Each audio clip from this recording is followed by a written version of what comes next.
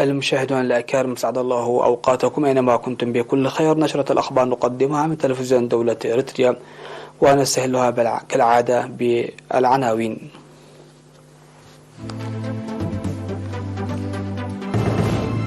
انعقاد المؤتمر الأول لفرع الجبهة بمدينة فرانكفورت الألمانية. المركبات المخالفة لقوانين المرور تغرم 5.4 مليون نافة. دورة تأهيلية بالعلوم الاجتماعية لأكثر من 3000 طالب في الإقليم الأوسط. روسيا تتوعد أعداءها بالخيار النووي وصفقة لتبادل الأسرى. الصين تدعو للتعامل بهدوء مع مسألة المنطاد وتحذر من تشويه سمعتها.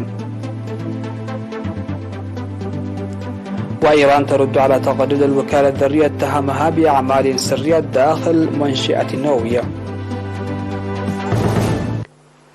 أهلا بكم إلى تفاصيل النشرة. عقد أعضاء الجبهة الشعبية للديمقراطية والعدالة في ألمانيا مؤتمرهم الأول في 28 من يناير المنصرم في مدينة فرانكفورت، وشارك في المؤتمر ممثلي الفروع والمجامع ومسؤولي التنظيمات الوطنية من 26 مدينة. وقال مسؤول الشؤون الجماهيرية السيد كحسن تولد أن الشعب الإريتري نال حريته واستقلاله متجاوزا كافة التحديات والعدائيات والمؤامرات في أصعب المراحل، ويدخل في آفاق نضالية جديدة ومرحلة مبشرة، مما يتطلب ذلك تمتين وتقوية التأطير لتحقيق أهداف المرحلة. وينظر إلى المؤتمر في إطار هذا المنوال. وقدم السيد كحسن تقريرا مفصلا حول أعمال الأعضاء خلال 12 عاما ليناقش الحضور بعمق محتويات التقرير. وقدم مسؤول التنظيمات الوطنية ولجنة الاحتفالات الوطنية بألمانيا كلمات تضامنية فيما بحث الحضور اللوائح والقوانين الداخلية. وتعهد المؤتمرون لضرورة العمل بما يتماشى والمرحلة، واختاروا لجنة جديدة لإدارة شؤونهم خلال عامين. وقدم القنصل العام في فرانكفورت السيد كبر أب تخصص سيمينارا للمشاركين تحت عنوان أهمية ودور الإدارة. في الختام قدمت آراء ومقترحات بناءة حول خطة برامج عام 2023. أفاد مدير فرع السلامة والرقابة المرورية بهيئة النقل البري السيد بيني تسفى مريم بأن 866 من المركبات خالفت القوانين المرورية في العام 2022، وتم تغريمها بمبلغ مالي قدره 5.4 مليون نافة. ومن بين المركبات المخالفة كانت 178 مركبة تعمل خارج إطار الخدمات المسموح لها، فيما كانت مخالفة أصحاب 352 مركبة تتمثل على تغيير المحركات وأجزاء أخرى بالتعاون مع أصحاب الورش، بينما خالفت 190 مركبة قوانين إبراز اللوحات، و11 مركبة لم تجرى الفحص السنوي لعدد من السنوات، و235 قامت بمخالفات قوانين مرورية مختلفة. وتشتمل عقوبة المخالفات من حيث النوع والكمية، فبعضها اكتفت بالغرامة المالية وبعضها تم سحب اللوحة منها لفترة معينة. وذكر السيد بيني أصحاب المركبات لضرورة رفع معرفتهم بأن عملية البيع والشراء ونقل وتغيير الملكية تجري في 60 يوما فقط، وأن مخالفة ذلك يستوجب تغريم 5000 نافة، وتضر باتفاق التأمينات. وأوصى أصحاب الورش للحد من الأعمال غير القانونية. الجدير بالذكر أن فرع السلامة والرقابة المرورية في هيئة النقل البري يسعى جاهدا لرفع معرفة وفهم وكفاءة مستخدمي الطرق حول السلامة المرورية بإعداد منشورات وتوعيات مكثفة ونشرها عبر وسائل الإعلام، بالإضافة إلى إعداد امتحانات مرفقة نظريا وتطبيقيا.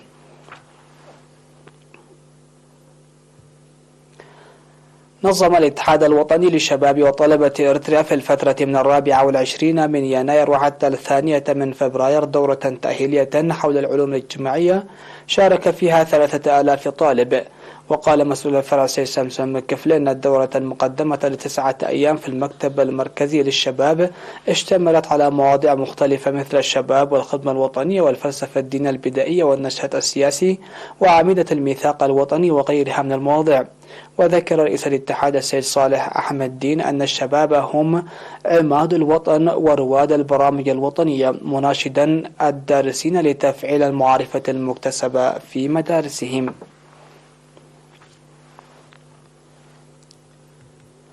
قدم سيمينار بالتعاون بين وزارة الثروة البحرية وإدارة مديرية قلعلو وفرع المرأة حول أهمية وفائدة أشجار الشورى في تنمية الثروات السمكية.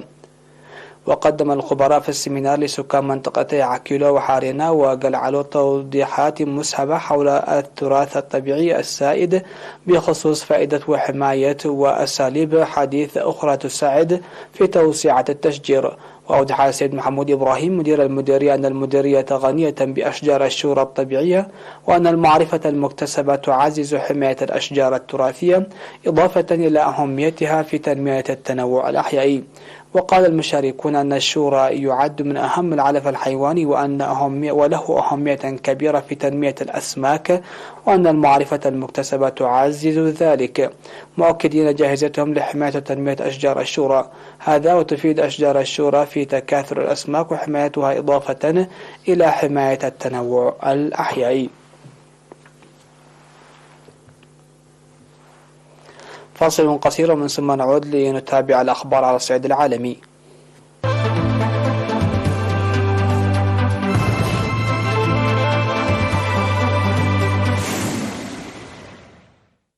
أهلا بكم. على الصعيد العالمي، توعد ديمتري ميدفيديف نائب رئيس مجلس الأمن الروسي بأن الرد الروسي سيكون سريعا وقاسيا إذا تعرضت شبه جزيرة القرم وعمق الأراضي الروسية للقصف في وقت أعلن فيه الجيش الأوكراني التأهب الجوي العام تحسبا لهجمات جوية جديدة تتعرض لها البلاد.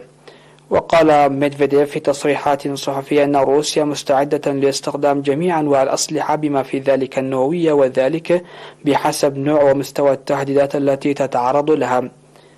على صعيد آخر، أعلنت كييف وموسكو عن عملية تبادل جديدة للأسرى هي الثانية خلال العام الجاري. وقال الجيش الأوكراني أنه تم إنجاز صفقة تبادل كبيرة أفرجت روسيا بموجبها 116 جنديا أوكرانيا بالإضافة إلى جثث قتلى من المتطوعين الأجانب.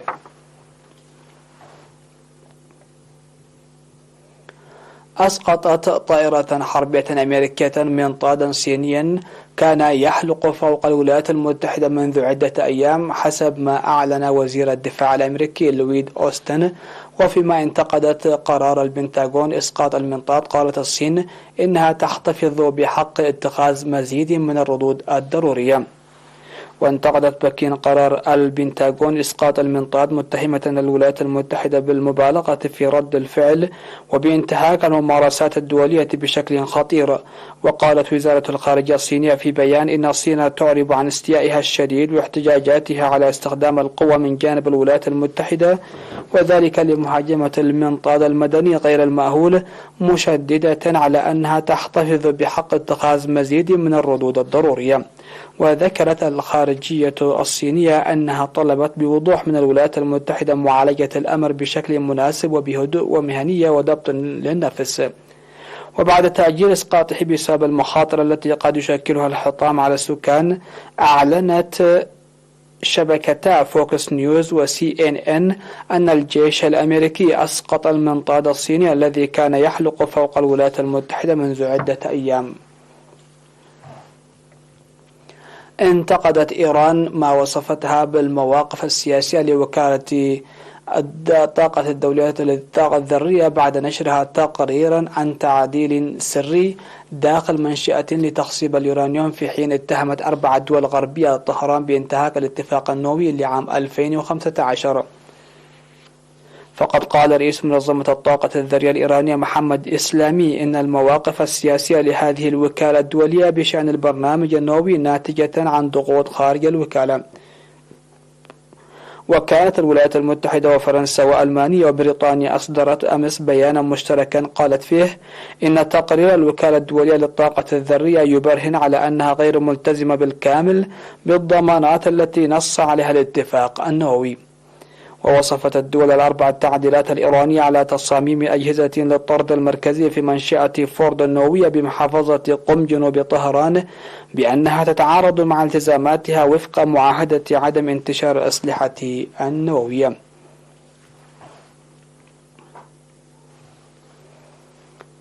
الخبر الأخير في هذه النشرة: ذكرت السلطات التشيلية أن عشرات من حرائق الغابات المستعرة في تشيلي أودت بحياة ما لا يقل عن 13 شخصا.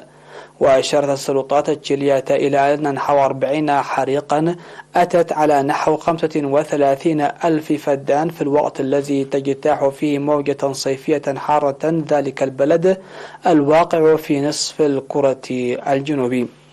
وقالت السلطات المحلية أن 11 شخصا بينهم رجل إطفاء لقوا حتفهم في بلدة سانتا خوانا في بيوبيو الواقع على بعد نحو 500 كيلومترا جنوب العاصمة سانتياغو. وقالت وزيرة الداخلية كارولينا توها إن مئات المنازل تضررت بينما اندلع 39 حريقا في جميع أنحاء البلاد.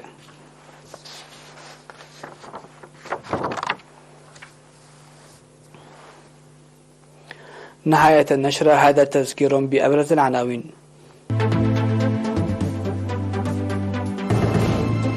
انعقاد المؤتمر الأول لفرع الجبهة بمدينة فرانكفورت الألمانية. المركبات المخالفة لقوانين المرور تغرم 5.4 مليون نافع.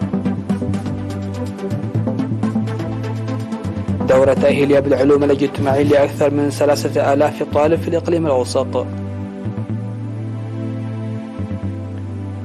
روسيا تتوعد أعداءها بالخيار النووي وصفقة لتبادل الأسرى. الصين تدعو للتعامل بهدوء مع مسألة المنطاد وتحذر من تشويه سمعتها. إيران ترد على تقرير الوكالة الذرية اتهمها بأعمال سرية داخل منشأة نووية. هكذا نكون قد وصلنا وإياكم إلى نهاية نشرة هذا المساء. شكرا لحسن المتابعة ودمتم في أمان الله.